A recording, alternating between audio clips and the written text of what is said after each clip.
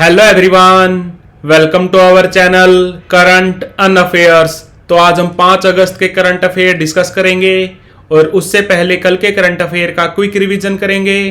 तो कल का पहला क्वेश्चन था, कौन पेरिस ओलंपिक 2024 में भारत की ओर से सबसे कम उम्र के ओलंपिक रेफरी बने? तो ये बने हैं साई अशोक। और इस बार मुक्केबाजी में भारतीय खिलाड़ी एक भी पदक नहीं जीत पाए हैं। अभी तक भारत ने 3 ब्रॉन्ज मेडल जीते हैं। और इस बार पेरिस ओलंपिक में भारत के 117 एथलीटों ने हिस्सा लिया, जिसमें 70 मैन हैं और 47 वीमन हैं। और सेफ डी मिशन बने हैं गगन नारंग और फ्लैग बीरर बनी हैं पीवी सिंधु और शरत कमल। यात्रा और पर्यटन विकास सूचकांक 2024 में भारत का क्या स्थान रहा? तो भारत का स्थान रहा 39, पहले नंबर पे रहा अमेरिका। राष्ट्रीय हिंदी विज्ञान सम्मेलन 2024 कहां पर हुआ? तो ये हुआ है भोपाल में, मध्य प्रदेश की राजधानी। मध्य प्रदेश के सीएम कौन है? डॉक्टर मोहन यादव। और यहां पर राज्यपाल है मंगू भाई Patel. India international hospitality expo 2024 कहां पर शुरू हुआ? तो ये हुआ है ग्रेटर नोएडा में। कृषि निर्यात में भारत का कौन सा स्थान है? तो भारत का स्थान है 8वां। पहले नंबर पे है यूरोपियन यूनियन, दूसरे नंबर पे है अमेरिका और तीसरे नंबर पे है ब्राजील, चौथे नंबर पे है चाइना। और आपको बता दूं, कृषि निर्यात के लिए भारत सरकार ने भारत की पहली इंटीग्रेटेड एग्री एक्सपोर्ट फैसिलिटी कहां पर शुरू की? तो ये की है जवाहरलाल नेहरू बंदरगाह पर। कहां पर है ये है मुंबई में। जवाहरलाल नेहरू बंदरगाह भारत का सबसे बड़ा बंदरगाह है।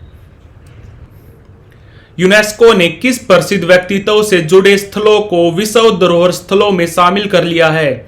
तो आंसर इसका Nelson Mandela. Nelson Mandela south Africa के पहले राष्ट्रपति थे और इनको साल 1990 में भारत रत्न दिया गया था। 1993 में इनको नोबेल पीस प्राइज मिला था। और विश्व धरोहर स्थल भारत में कितने हो गए हैं? भारत में हो गए हैं 43। पूरे वर्ल्ड में है 1223 है पूरे विश्व में और भारत में है 43। और भारत का 43वां वर्ल्ड हेरिटेज साइट बना है मोईदाम। मोईदाम कहां पर है? मोईदाम है असम राज्य में, यह भी याद रखना। दादरा और नगर हवेली मुक्ति दिवस कब मनाया गया? तो यह मनाया जाता है 2 अगस्त को। आपको बता दूं, दादरा और नगर हवेली ये आजाद हुआ था 2 अगस्त 1954 को, इसीलिए 2 अगस्त को दादरा नगर हवेली मुक्ति दिवस मनाया जाता है। दादरा नगर हवेली भारत का हिस्सा बना था 1961 में। कैपिटल क्या है? सिलवासा। आगामी भारत अमेरिका आईएसएस मिशन के लिए किसे प्राइम एस्ट्रोनॉट चुना गया है? तो यह चुना गया है शुभांशु शुक्ला को। कौन दोबारा से academy of motion picture and sciences की अध्यक्ष बनी? तो यह बनी है जेनेट योंग। और ये जो एकेडमी है, ये वही एकेडमी है जो ऑस्कर अवार्ड देती है। पहली बार ऑस्कर अवार्ड दिए गए थे 1929 में। ये एकेडमी बनी थी 1927 में। हेडक्वार्टर इसका कैलिफोर्निया में, बेवर्ले हिल कैलिफोर्निया में। तो बढ़ते हैं आज की वीडियो की तरफ। आज का पहला क्वेश्चन है, हाल ही में किस राज्य की विधानसभा ने खनन खनिजों पर उपकर लगाने के लिए विधेयक पारित किया? तो यह किया झारखंड विधानसभा ने। झारखंड में कौन से खनिज पाए जाते हैं? यूरेनियम, निकल, कोबाल्ट। निकल का फॉर्मूला होता है Na। कोबाल्ट, इसके अलावा कोयला। और ये कर क्यों लगाया गया है खनिजों पर? क्योंकि पिछले महीने 25 जुलाई को हमारे सुप्रीम कोर्ट ने फैसला सुनाया था कि राज्यों के पास खनिज अधिकारों पर कर लगाने की शक्ति है, यानी कि उनको अधिकार है। तो झारखंड विधानसभा में कर लगाने के लिए बिल लाया गया जो बहुमत से पास हो गया। झारखंड के अभी सीएम कौन है? हेमंत सोरेन। इनकी पार्टी है झारखंड मुक्ति मोर्चा। कब बनी थी पार्टी?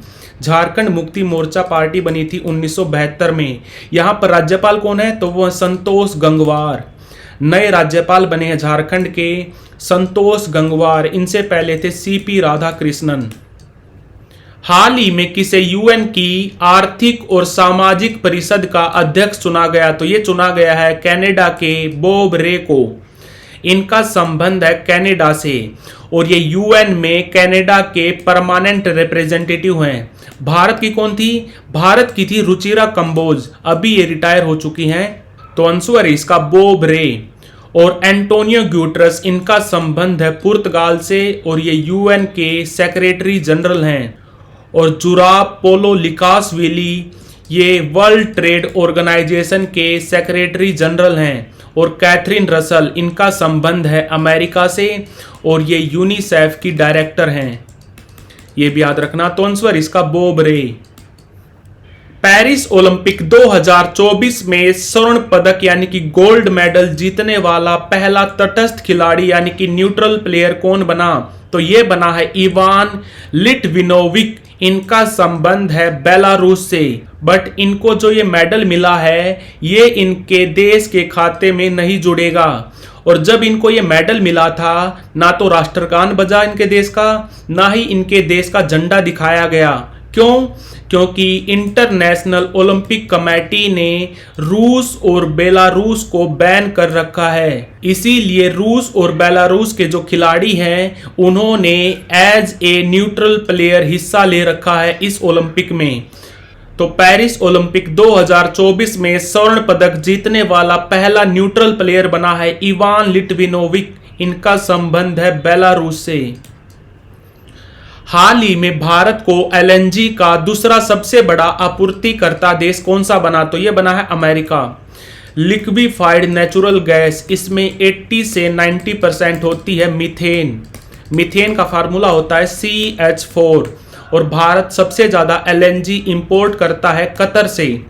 पहले नंबर पे है कतर, दूसरे नंबर पे है अमेरिका, तीसरे नंबर पे है सऊदी अरब।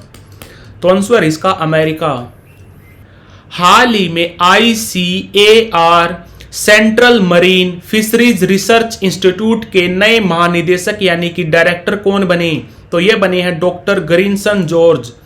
और आपको बता दूं ICAR यानी कि Indian council of agricultural research कब बनी थी? 1929 में। और central marine fisheries research institute ये कब बना था? ये बना था 1947 में। इन दोनों का मर्जर हुआ था 1967 में। 1967 में central marine fisheries research institute, इसका हेडक्वार्टर है कोच्चि में। और ICAR का हेडक्वार्टर है नई दिल्ली में। ICAR के डायरेक्टर कौन है? तो वो है हिमांशु पाठक। इनका भी नाम याद रखना, हिमांशु पाठक। और ICAR हमारे कृषि मंत्रालय के अंडर काम करता है। हमारे कृषि मंत्री कौन है? तो वो है शिवराज सिंह चौहान। तो आंसर इसका डॉक्टर ग्रिनसन जॉर्ज। हाल ही में डैनियल सेल्जनिक का देहांत हो गया। डैनियल सेल्जनिक का संबंध किस क्षेत्र से था? ये हॉलीवुड के बहुत बड़े फिल्म प्रोड्यूसर थे। तो आंसर इसका मीडिया। और डैनियल सेल्जनिक के जो पिता थे ये इनसे भी बड़े फिल्म प्रोड्यूसर थे जिनका नाम था डेविड ओ सेल्जनिक। डेविड ओ सेल्जनिक ने एक फिल्म प्रोड्यूस की थी जिसका नाम था Gone with the Wind. Gone with the Wind. इस फिल्म को बहुत सारे पुरस्कार मिले थे। तो डेविड ओ सेल्जनिक और डैनियल सेल्जनिक, इन दोनों का संबंध था मीडिया से। हाल ही में किस कंट्री में ओरोपोचे वायरस से पहली मृत्यु दर्ज की गई? ओरोपोचे वायरस ये छोटी मक्खियों और मच्छरों से फैलता है। इस वायरस से अभी अभी 2 महिलाओं की मृत्यु दर्ज हुई है। कहां पर? यह हुई है ब्राजील में।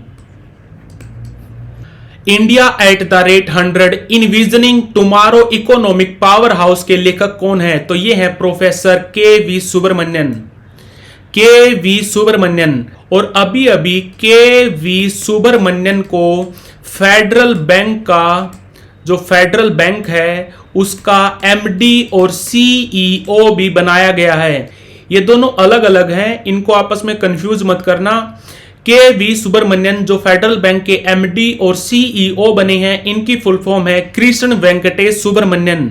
और जिन्होंने पुस्तक लिखी है इनका पूरा नाम है कृष्णमूर्ति सुब्रमण्यन। तो आंसर इसका के.वी. सुब्रमण्यन। भारत ने किस कंट्री के साथ लोथल जो गुजरात में है वहां पर संयुक्त रूप से राष्ट्रीय समुद्री विरासत को विकसित करने के लिए समझौता किया? तो ये किया है वियतनाम के साथ। नेशनल मैरीटाइम हेरिटेज कहां पर है ये है लोथल में। लोथल भावनगर जिले में है, गुजरात में। और यहां पर इंडस वैली सिविलाइजेशन के जो पोर्ट सिटी थे जैसे कि लोथल, धोलावीरा, यहां इनको दोबारा से पुनर्विकसित किया जाएगा नेशनल मैरीटाइम हेरिटेज में। और हमारे कल्चरल मिनिस्टर कौन है? हमारे टूरिज्म और कल्चरल मिनिस्टर हैं जी किशन रेड्डी। और बात करें अगर वियतनाम की कैपिटल क्या है? हनोई। और यहां पर पीएम कौन है? जो अभी इंडिया के विजिट पर आए हुए हैं, जिनका नाम है फाम मिन चिन। फाम मिन चिन। और यहां पर मुद्रा क्या चलती है? मुद्रा चलती है डोंग। तो like, share, subscribe. Thank you for watching current on affairs.